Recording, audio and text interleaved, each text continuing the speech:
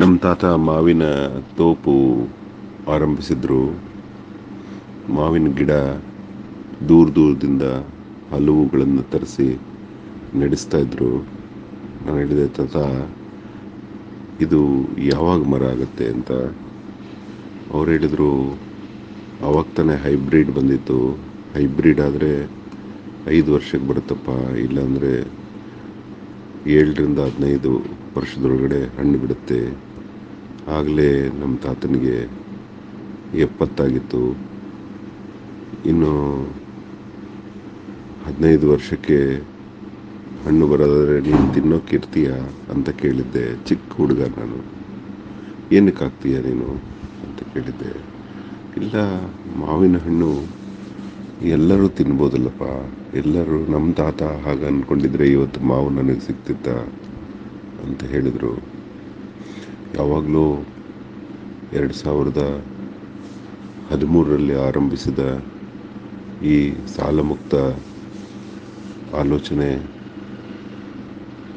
ಸಿಕ್ಕ ಸೋಷಿಯಲ್ ಮೀಡಿಯಾದಲ್ಲಿ ಎಲ್ಲ ಕಡೆ ಹಂಚಿಕೊಳ್ಳಲು ಶುರುವಾದಾಗ ಎಲ್ಲೂ ರೆಸ್ಪಾನ್ಸ್ ಇಲ್ಲದಿರೋದು.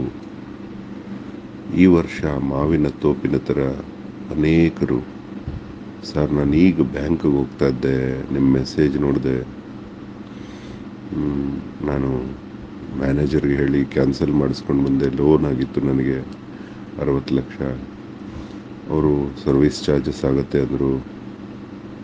ಕೇಳಲೇ ಇಲ್ಲ. ಹಾಗಾಗಿ ಸರ್ವಿಸ್ ಚಾರ್ಜಸ್ಸು ಕಟ್ಟಿಬಿಟ್ಟು ಲೋನ್ ಕ್ಯಾನ್ಸಲ್ ಮಾಡ್ಕೊಂಬಂದೆ ಅಂತ ಹೇಳ್ತಾರೆ. ಜೀವನ ಅನ್ನೋದು ಕೂಡ ಒಂದು ಕೃಷಿ ಕಣ. ನಾವು ಮಾಡ್ತಾ ಹೋಗ್ತಾ ಇದ್ರೆ ಯಾವತ್ತೂ ಫಲ ಬಂದೇ ಬರುತ್ತೆ. ಮುಂದೊಂದು ದಿವಸ ಸಾಲಮುಕ್ತ ಭಾರತ ಆದಾಗ 130 ಕೋಟಿ ಪಾಪ್ಯುಲೇಷನ್ ಇರೋ ನಮ್ಮ ಭಾರತ ವಿಶ್ವ ಮಾನ್ಯ ಆಗೋದ್ರಲ್ಲಿ ಆಶ್ಚರ್ಯ ಇಲ್ಲ. ಯೋಚನೆ ಮಾಡು, 2056ಕ್ಕೆ ಭಾರತ ಎಂತಹ ಮಟ್ಟದಲ್ಲಿರುತ್ತೆ. ಈ ಒಂದು ವಿಚಾರ